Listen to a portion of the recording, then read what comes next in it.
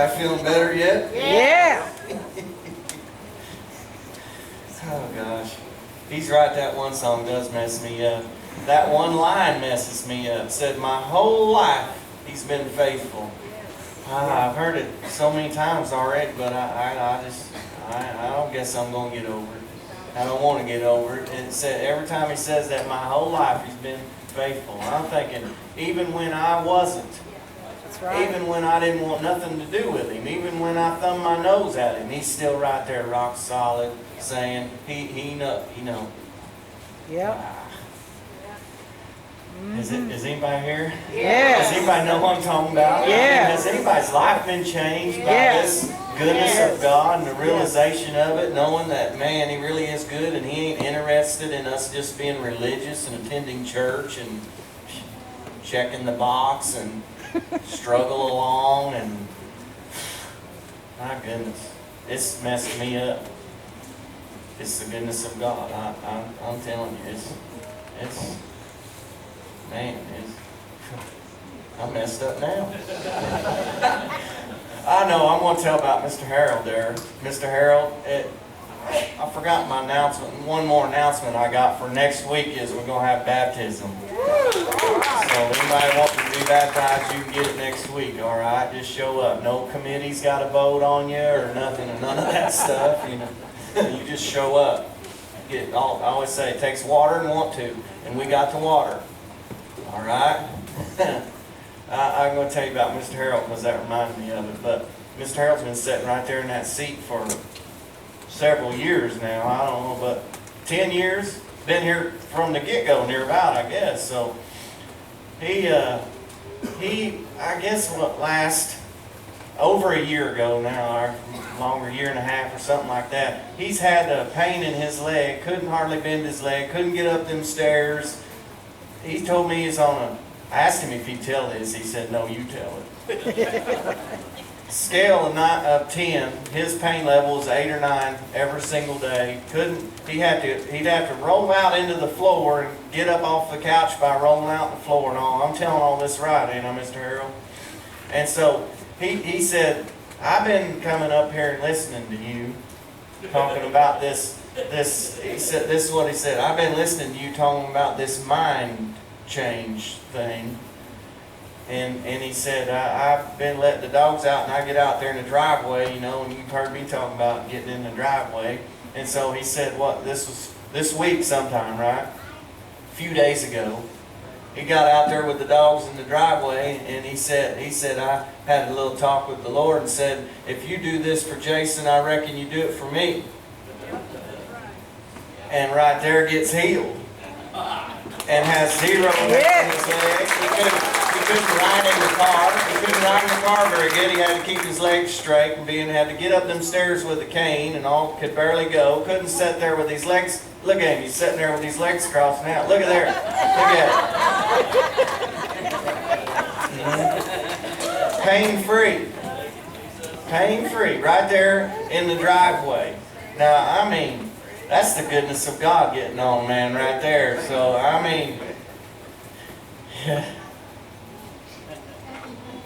and I like it that it happened out there in the driveway, just him and God.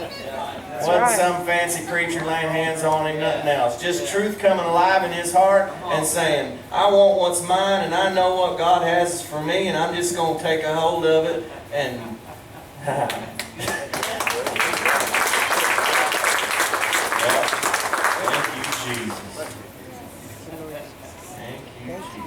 Ain't no use, man, put up with pain. Ain't got to. Is everybody good? Yes. I guess I'll read you this one verse, and then because I'm messed up, I don't know what to do now. I get everybody's got this pretty much, but you know, you got Bibles you can call people on now, and mine sends me a verse every day. Y'all got that right? Most everybody's got that. So my verse, you can get on there and tell what version you want it to be and all that. So on purpose, I put my version as the Message Bible. Because if you've read a lot and you've studying, you've been in church your whole life, a lot of times what will happen is you read a verse, and if you read it in the version that you've learned it in and you've heard it over and over, and all you get your verse and you click on it and you read through it and it's familiar to you and you're like, okay, I read my Bible today. How long's my streak? Right? And it just, well, you didn't really, so I figured out to trick my own self, right? I put it on the Message Bible so that it's unfamiliar to me, and I have to like read that thing and like man, I can't even hardly recognize where that's came from, and so I have to like really zero in on it and pay attention and really read the thing. You know what I mean? I do that to myself on purpose, and so I got this one. I don't remember a few days ago or something or what, but it got me real good, and so I'm gonna give it to you. This is the Message Bible. It's 1 Peter 1, 3 through 5. Are you ready? This is what we talk about all the time, but first, you can look up on your Bible with a phone if you want to. Message Bible, 1 Peter 1, 3 through 5. Listen to this, it says. I just like this Message Bible. It's good. It says, what a God we have. I mean, this is what I feel like tonight. That's what I feel like I don't even have words for. I could probably just read that much and be done. All right. What a God we have. And how fortunate we are to have Him, this Father of our Master Jesus. Because Jesus was raised from the dead, we've been given a brand new life and have everything to live for, including a future in heaven. Not just a future in heaven, but including a future in heaven. And listen to this. And the future starts now. Amen. Is anybody reading along with this? Am I telling? Is this what it says? It says, and the future starts now. Yes. God is keeping careful watch over us and the future. The day is coming when you'll have it all. Life, healed, and whole. Future starts now. Life, healed, and whole. Huh? I like that. What a God we have. I think I'm supposed to say this about... I'm a thinker, you know. I'm always thinking. I'm always pondering. I'm always trying to figure stuff out. And I just think about stuff. And that's a strength and a weakness, I guess. But...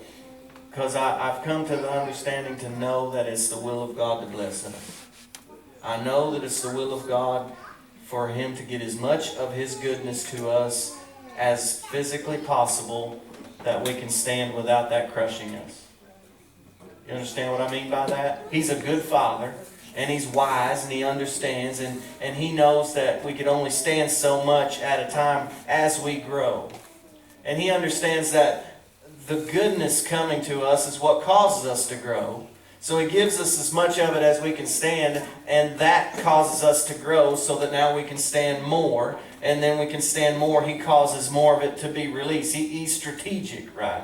And so it's this goodness that's coming. So I understand He wants as much of His goodness to come alive in my life as will not harm me. I hope that makes sense, because you've heard of, I heard a grandpa say one time, some kid, I don't remember, won a bunch of money, was like given $1 million or something, you know, and the grandpa said, oh man, hope it don't ruin that boy. See what I'm saying? Sometimes too much of a good thing can hurt you. And God's just smart. He's just so wise. He's such a good Father that he won't give more than you can handle. And so the more that He gives, it's like He blesses me, and that blessing and that goodness grows me. And when He grows me, then He can release more goodness. You see what my part is? He's the one giving the blessing. He's the one causing the growth. And when the growth comes, I can handle more blessing. And when I get more blessing, it brings more growth. And when it gets more growth, it can handle more blessing. And when I get more blessing, it causes more growth. And when I get more growth, are you seeing the pattern? And I'm just sitting there like, yay God. I mean, this. Just knock yourself out.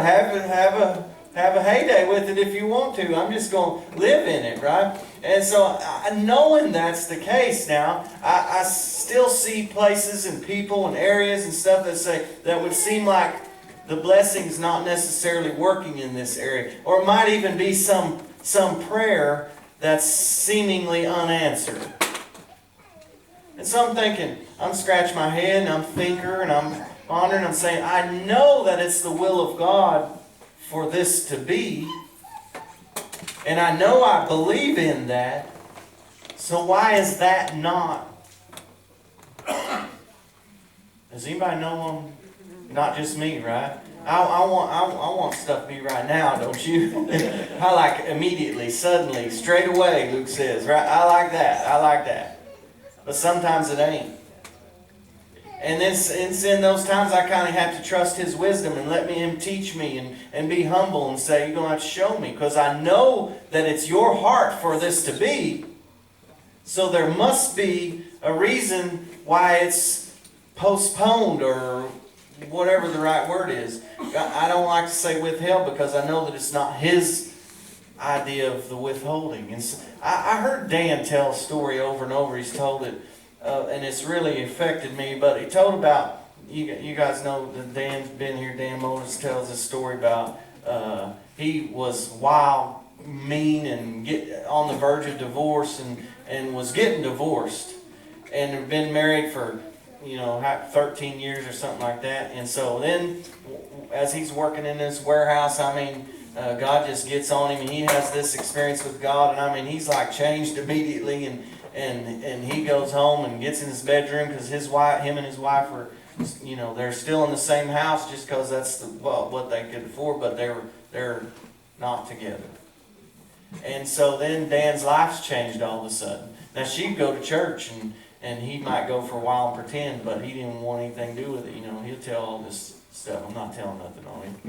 And so finally, he's understanding what it is we talk about, what love is and all this stuff. And so he just decided he's going to love her. He's just changed. He's just changed.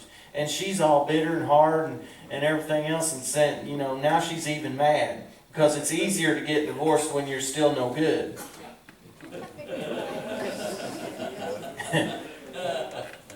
So now she's mad. She's mad at him and she's mad at God.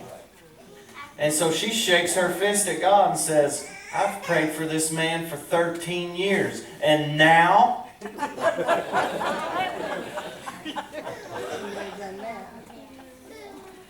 So 13 years she prayed for him. And so she's getting ready to go out and getting ready. She's in the bathroom. He said, presence of God moved in the bathroom on her. And said, the man that you're mad at is no longer here. That's a new man out there. And it's like broker said, I prayed for him for 13 years. And he said this to her. This is the point. He said this to her. You prayed for him because you wanted your life to be better. You prayed for him because if I touched him and fixed him, then your marriage would be good. And it's all selfish. Not one time did you pray for him because your heart was broken in love for him. And if I would have answered that prayer, I would have established that being a truth in you instead of... You see what I'm saying? The prayer didn't get answered because he was wise enough to know if I answered that prayer, when that prayer was out of the wrong heart and the wrong motive, I would have established a truth in you that's not a truth. Man, that's affected me. Like not just, that's just one example of his testimony of it, but move that on over into other places. Of now my petitions and my requests and my prayers and my ideas of what I think. So now I think this ought to be healed, and I think that ought to work right, and I think this ought to be right now, and I think, but is there still things in me that if he just did that right quick, would that establish?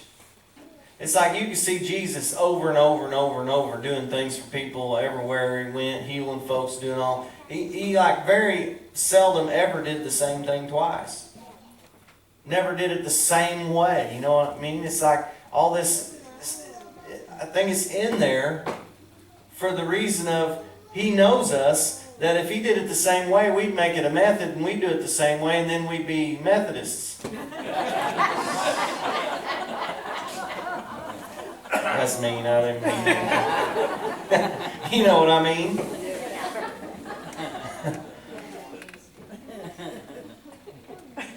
It's not a method. It's not a formula. It's a relationship that he's growing us in and teaching us and saying, you know, if I can establish humility, you know, grace is multiplied two ways. I found in the Bible. Okay, grace is multiplied two ways. We know this because grace is unearned, unmerited, undeserved. So you can't deserve it. You can't earn it. You can't earn grace. So if I can't earn it, how do I get more of it? And how do I have something to do with getting more of it? Because if I can't earn it, right? That's a dilemma, seems like to me, because obviously I can get more of it. It said in Romans 5 that those who receive the abundance of grace and the gift of righteousness will reign in life, right? I like an abundance of it. That means I want more, but I can't do anything to get more. So how do we get more? Well, Peter said grace and peace is multiplied to you. See right there, it can be multiplied. Grace can be multiplied. How?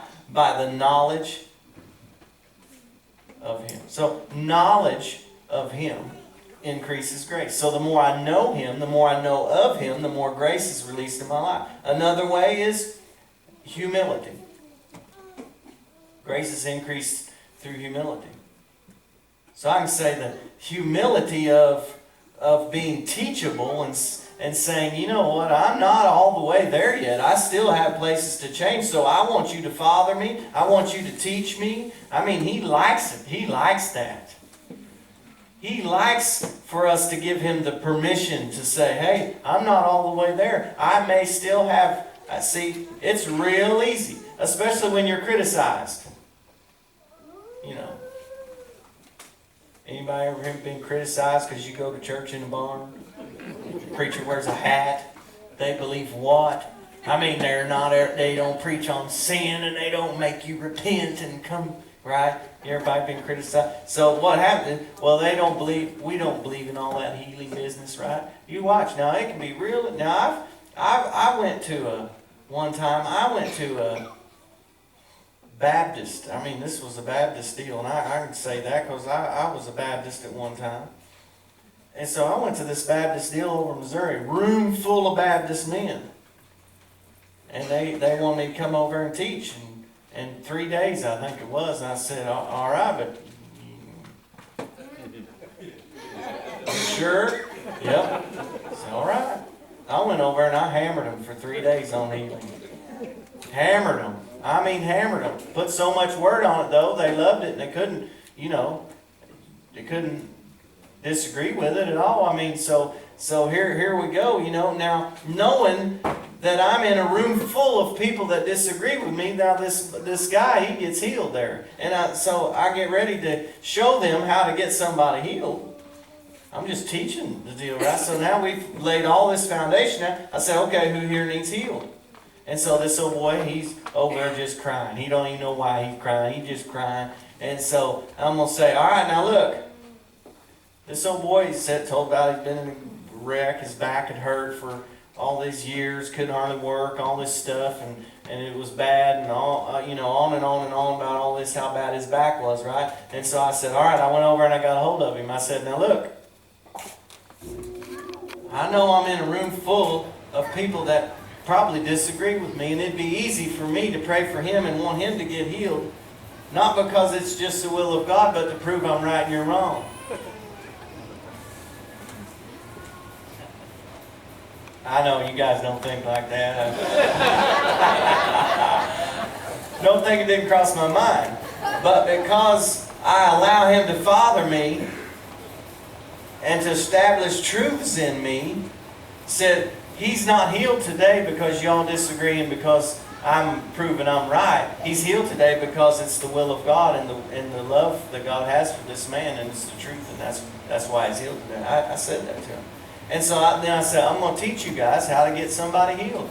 And I'll be danged, if the guy wasn't over, sweat rolling down off of him, he could barely stand, he's crying and carrying on. I said, what are you doing? You're already healed, ain't you? He's over crying. It's like he was in a sauna. His face is red. He could barely stand up, and he was crying, carrying on. His back already got healed. He was healed before I said, you're messing up my teaching. He's healed today. I seen him the other day. That's been years ago. He said, I've been healed ever since that day. 100%. And so I was saying, teaching me to establish, there's a lot of reasons why you've been criticized. You could have right motives. Pray for right things with the wrong. See what I'm saying? And so I don't know what I'm saying this really, other than just saying we got to let Him grow us. He's so patient. The very first one on the list, love is patient. He's patient. I'm glad He's patient. My goodness. My goodness, am I glad He's patient. So He's establishing this stuff in us and teaching us and going through the relation of it with no formula, saying, you know what, you're just going to have to teach me. I believe this is your will for me right now. And if it's not happening right now, then there must be something you need to establish in me and your wisdom, and I just trust you. I trust that your goodness wants this for me, so it must be that your wisdom and your knowledge and your understanding knows that some kind of truth needs to be formed in me, and I'm going to be changed along the way. So do what you have to do to teach me, and that humility will release a grace that He performs the change. He shows you, He teaches you, and then in the end you get the healing and the wow of God, and you're like, gosh. Man, you're so good. Is this making any sense? Yes.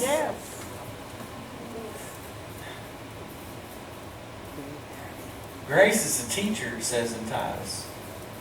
They won't get on us because we preach grace all the time, but grace is a teacher. What the book of Titus said, grace is a teacher. It'll teach you.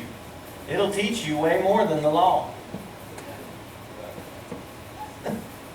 The only thing the law will teach you is you're a failure and you're condemned. Congratulations, you're always going to be that way. You're guilty and not good enough. That's what the law will teach you.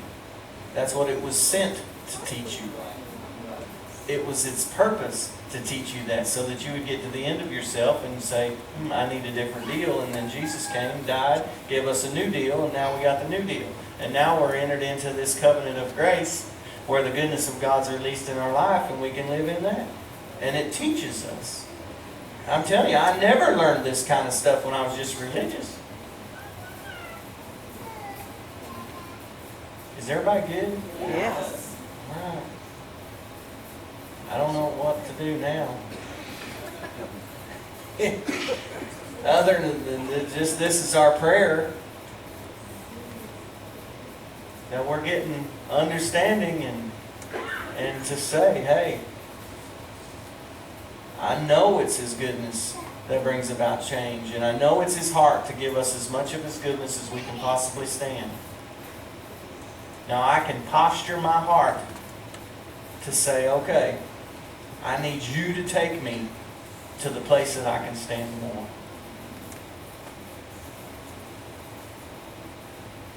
That's grown-up stuff.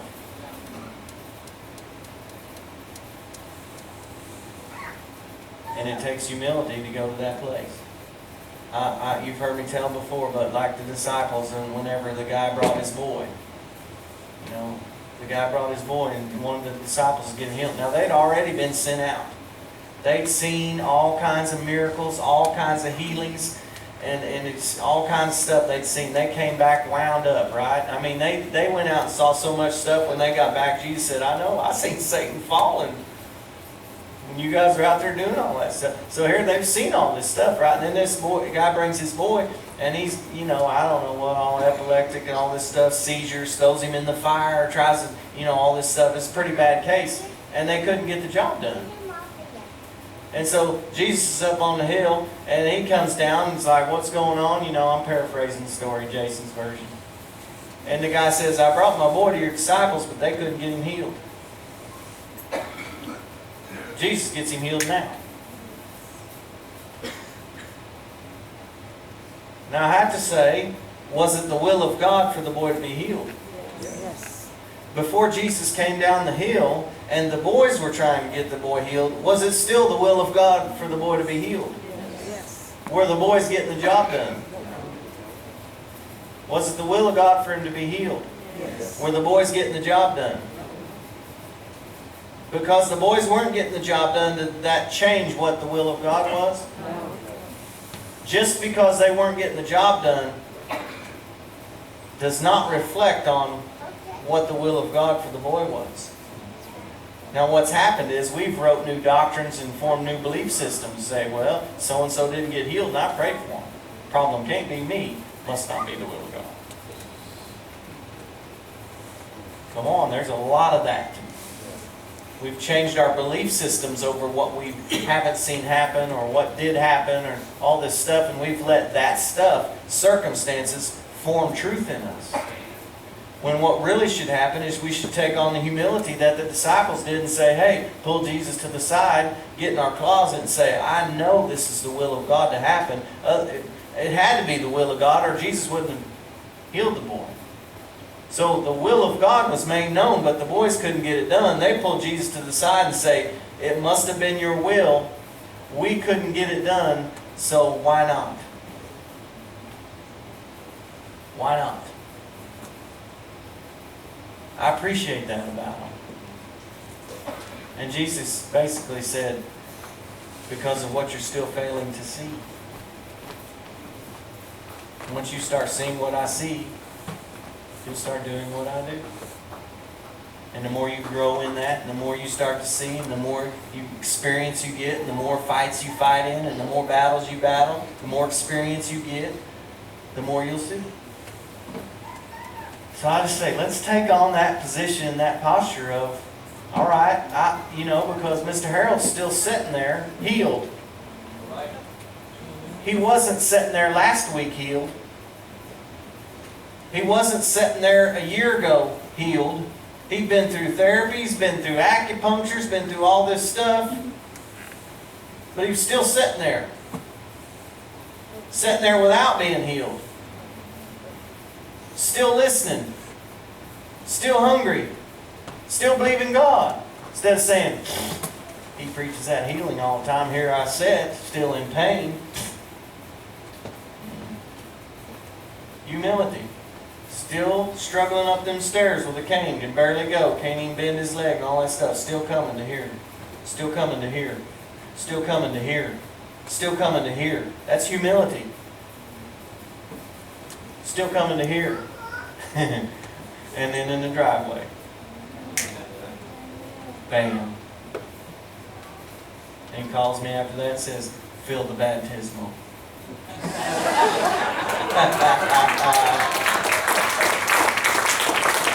Now watch. You guys want to go sing something? Or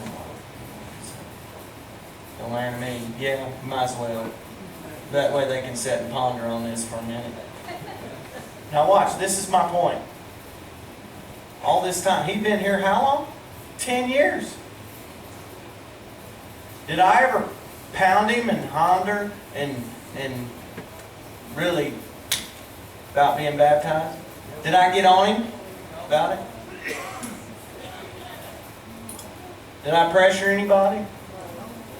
All of a sudden the goodness of God overtakes him and heals his body, and what happens?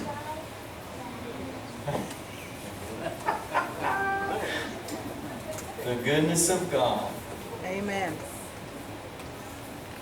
The goodness of God leads man to repentance. That's right. The goodness of God. That just means change. Just change. Just think differently. The goodness of God. So here's our prayer tonight, all right? Give us all we can stand. And all we can stand, grow us to where we can stand more. And where I need to grow, go on and father me and teach me.